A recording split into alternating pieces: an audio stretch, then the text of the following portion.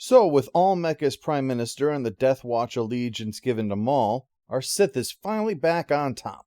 A planet all of his own, a criminal empire, and thousands of neutral systems to have his way with. The Duchess is still imprisoned, but her nephew mounts a rescue, with Red backing him up. She may not like the Duchess's pacifism, but it is better than Maul's cloven metal hoof on their necks. So they make their escape, but all too soon some of Death Watch spots them and engages.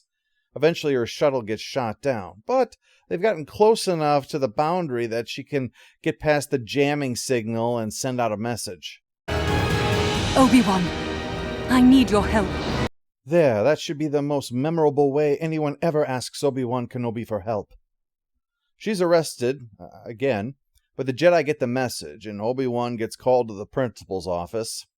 He says that with the split between the Separatists and Death Watch, this is most likely Pre Vizsla and his group working alone, and that is a problem. If Death Watch was aligned with the Separatists, then this would be a front in the war, so they could act.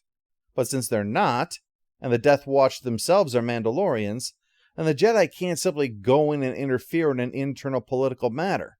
They'd need to have Senate support, recognizing that this is an illegal action on Mandalore in order to be able to officially act. Saviors of the Galaxy probably shouldn't be doing regime changes without any kind of oversight. I mean, that does sound kind of bad. But Maul has anticipated all of this. He allowed the rescue to succeed long enough to be able to pull that off, knowing that Obi-Wan would have no choice but to come, even if he would have to come alone. And then Maul will have his revenge. For real this time.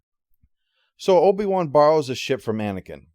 A ship. Not Anakin's ship, one of his ships. But thinking about it, I can completely see Anakin getting his hands on lots of junkers and then fixing them up in his spare time. In case of this one, he hasn't had a lot of spare time. You better get your ship looked at. It's my friendship. Not a very good friend.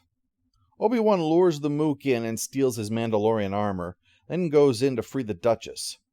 But he makes clear that he is an army of one.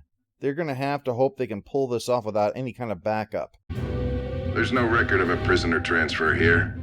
The orders came from upstairs. What's the authorization code? 5. 5. Yes. 1, 2, 3, 4. 5. They make it back to the ship, but the Death Watch are in pursuit, and that is not a ship made to survive a firefight. Who am I kidding? That is not a ship made to survive flight. We have to contact my sister for help. She'll send reinforcements. Yep, turns out Red is Satine's sister, and you thought your Thanksgiving gatherings were awkward. It's very doubtful that anyone at the table is leading an armed revolt against the person who's passing them the stuffing. Well, I'm afraid.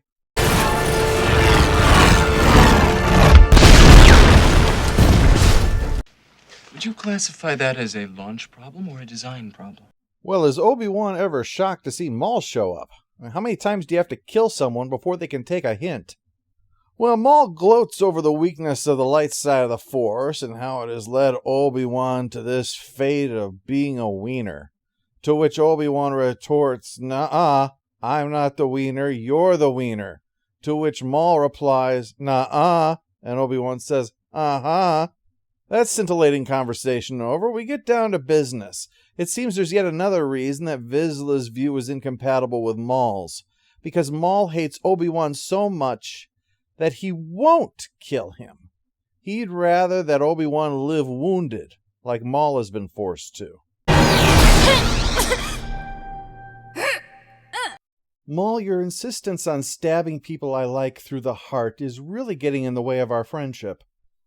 The final moment between the Duchess and Obi-Wan is given the gravitas that it deserves. Her saying in that moment what ran so deeply between them, it never really needed saying. And while Obi-Wan is grief-stricken, Maul has never looked happier. He is on top of the world. This planet is his, an army is his, he's scarred his enemy for life, nothing can go wrong. You summoned me, Chancellor. Prepare my ship. Except when your old boss takes an interest. Meanwhile, the trip from the throne room to the prison is a scenic one, allowing Red and her rebel Mandalorians to ambush Death Watch and rescue Obi-Wan. Sorry, I don't believe we've met. You are... Bo-Katan. Okay, well, there we go. I don't know, though. Red has started to grow on me.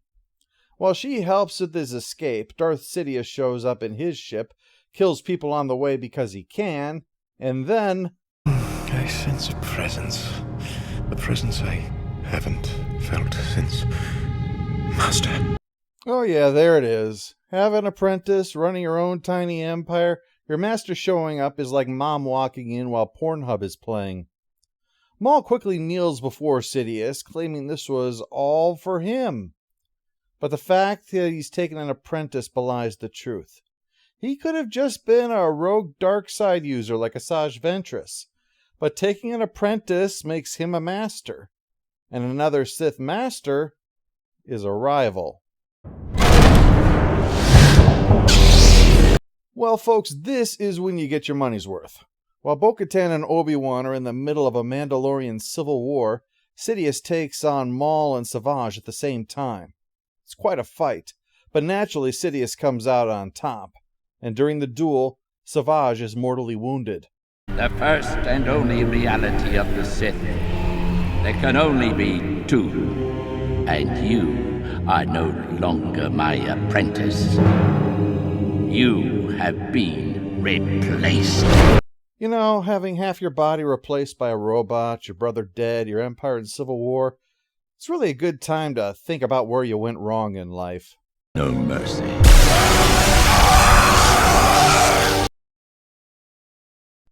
The arc spanning Eminence, Shades of Reason, and the Lawless tears down the old while building towards the new, and all with a deep and transformative exploration of the character of Darth Maul.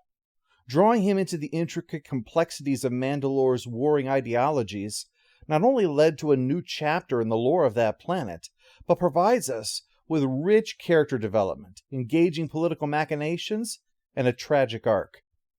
In Eminence, Maul starts with nothing more than his life, and barely has that. By the end of the episode, he has clearly proven he is far more than the mere physical menace of Episode 1. He has exploited Pre Vizsla's ambition to forge a new power base for himself with a criminal empire. Shades of Reason further develops his skills as a strategic mastermind, responding to Pre Vizsla's betrayal by beating the man at his own game. And in The Lawless, he draws in and avenges himself on his most hated enemy. In all of this, we see Maul's evolution from fallen apprentice to criminal mastermind to Shadow King. He taunts Kenobi before his moment of revenge, going on about the strength of the dark side. Yet it is the dark side that takes away everything he has schemed for. All Maul has done was manage to elevate himself to a level sufficient to draw notice, and his ambition has now cost him everything. He presumed to be a master, and he learned what true mastery was. He used others as tools, and now that is all he will ever be allowed to be, a useful tool for a master that has rejected him. Combined with the political elements of the episodes, and this arc showcases the kind of mature storytelling that Clone Wars was capable of, and thoroughly vindicates the idea of bringing Maul back from the dead. It's not an exploitive attempt to bring back a once popular villain, it's a chance to chart a new direction with him, and mine the potential that was untapped because of his all-too-quick end. Clone Wars at its finest.